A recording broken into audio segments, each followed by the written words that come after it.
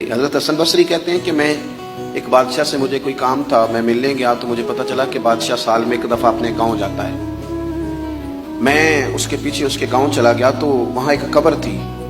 بادشاہ نے سب سے پہلے پڑھے لکھے لوگ لا کے قبر کے قریب کھڑے کیے تو میں نے پوچھا یہ کیا ہو رہا ہے؟ کہنے لگے ذرا دیکھو، یہ بادشاہ کا ایک ہی بیٹا تھا، ایک ہی اکلوتا اس کی قبر ہے۔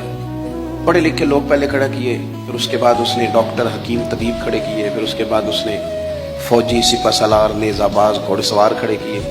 یہ کیا ہو رہا ہے؟ تو کہتے ہیں مجھے بتایا گیا اس کا ایک ہی بیٹا تھا، بیمار ہو گیا، فوت ہو گیا۔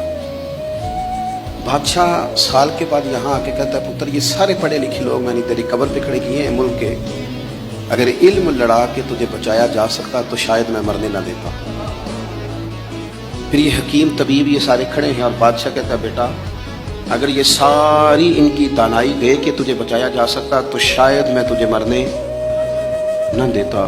پھر بادشاہ سپہ سالاروں کو، گھوڑ سواروں کو، تیر اندازوں کو کھڑا کر کے کہتا ہے پتر اگر طاقتیں لڑا کے بھی موت روکی جا سکتی معاذ اللہ تو شاید میں روک لیتا۔